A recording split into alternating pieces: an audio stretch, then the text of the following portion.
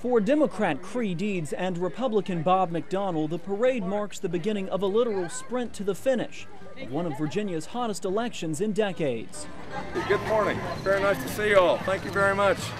The two candidates for governor joined other political hopefuls along the parade route and at speeches in front of thousands of potential voters. I've got a plan to not only restore confidence in our economy. I'm going to be the one that'll create jobs and opportunity.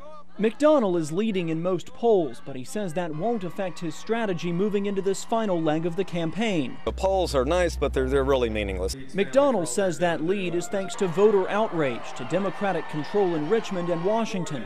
Deeds disagrees. We've got a positive vision for the future of Virginia, and I think Democrats have done a pretty good job with leadership in Virginia. With every handshake, both Deeds and McDonnell hope to convince potential voters that each is the best qualified to pull Virginia out of this economic downturn. That what's important right now is jobs and opportunity. And I think there's nothing we can do more quickly create jobs and restore economic hope in Virginia than get a transportation plan passed, and I'll get one done next year. Deeds also sounded off about his opponent's 1989 master's thesis that said working women were a danger to the traditional family. I've been focused on economic development and education for 18 years. The other guy's been at a rigid social agenda. The other guy, McDonnell, says his views have changed. I'm insulted that Cree Deeds would insinuate that I don't support strong working women. The challenge for Deeds and McDonnell is to turn all of these signs and all of that handshaking into votes come November. In Buena Vista, Adam Rue, NBC 29 HD News. Inside this massive hangar sits thousands of pieces of steel, memories of what happened on September 11th, 2001. And now one of those pieces is coming to Charlottesville. It's very symbolic, and what we want this also to be is something about patriotism. At JFK Airport, this is simply known as Hangar 17. The area houses the remaining artifacts from 9/11. This is a steel beam from the North World Trade Center tower and is now making a journey with Charlottesville firefighters to be put on permanent display at the city's newest fire station. There's a story with every piece, and there's special markings on different pieces. Chief Warner says the FDNY writing on this steel beam means a firefighter's body was found near it. 343 firefighters lost their lives here in New York City on 9/11. What's striking is the magnitude of all the steel that's here, of all the vehicles that are here, and that you see the varying array of damage that was done. Charlottesville was one of the few cities allowed to travel to the hangar to pick out a piece of metal. It's part of the 9/11 Memorial Steel Program. The program is aimed at educating people about what happened that day. We want this something that people come to the fire station reflect, remember, or learn about.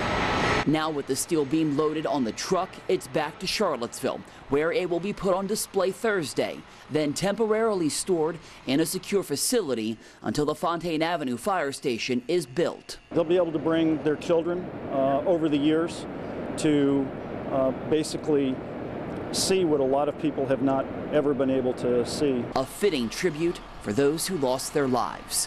In New York City, Henry Graff, NBC 29 HD News.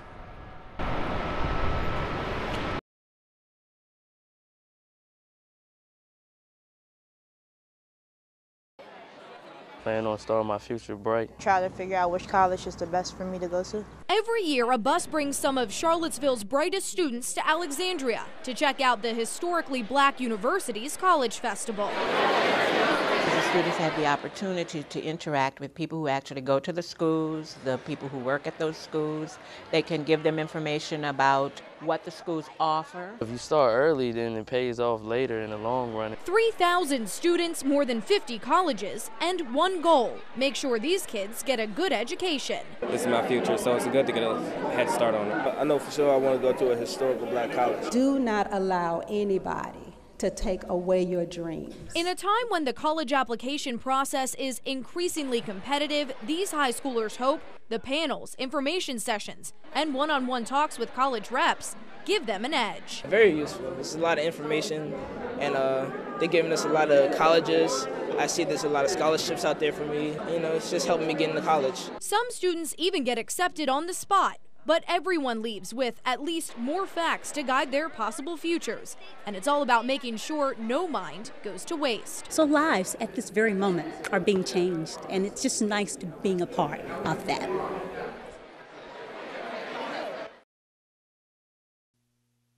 Soaring 1,500 feet above the valley floor, this B-24 Liberator is the only one in the world still in flight, and a true living museum. All the instrumentation in there is just like the guys had it in World War II. It's no radar, no special stuff. Jim Goolsby has been piloting this special aircraft for 10 years as a volunteer for the Collings Foundation. His passengers are often the men who have made this plane famous as the workhorse of the Second World War. For the veterans that we give a ride to, it's like visiting an old friend. For their kids, they never understood what their fathers went through. For the grandkids, it just put their grandparents in a totally different light. Dozens of Collings supporters are racking up frequent flyer miles in the restored Liberator and B-17 Flying Fortress. Many of them are second-generation survivors. My father was an anti-aircraft gunner in the Battle of the Bulge, and he had 4 brothers, and they were all over Europe and North Africa, Italy. I sponsored the B-17 to honor my father. He was a World War II veteran, and he basically, during the war, supplied munitions to the airfields. Stein says the bombers occupy a unique place in history and offer visitors the sights, sounds, and smells of a never-forgotten time. In Augusta County, I'm Ken Slack, NBC 29 HD News.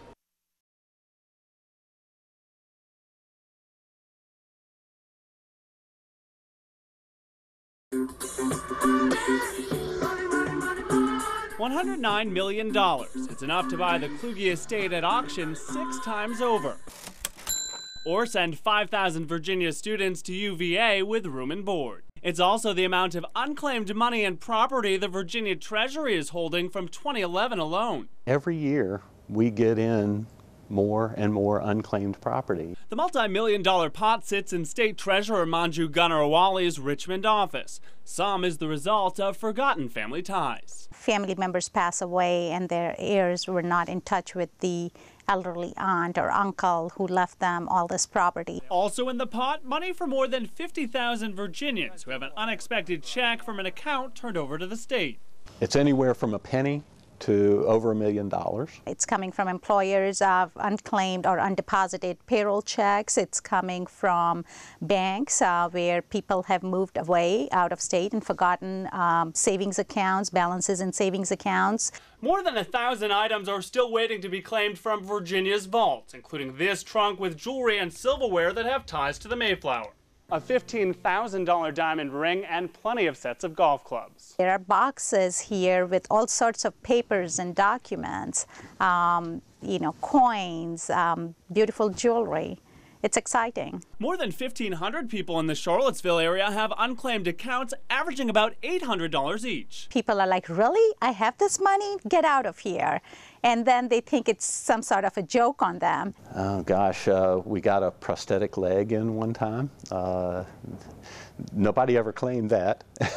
It threw the Treasury team for a loop. I wonder who it belonged to and what in the world are we going to do with it if we can't find the owner. The Treasury prints a list of unclaimed account holders every year. It has an online database you can search yourself. People who have received money from our program are our best word-of-mouth advertisers who go then tell their friends, their colleagues, their co-workers. In Richmond, Keith McGilvery, NBC 29 HD News.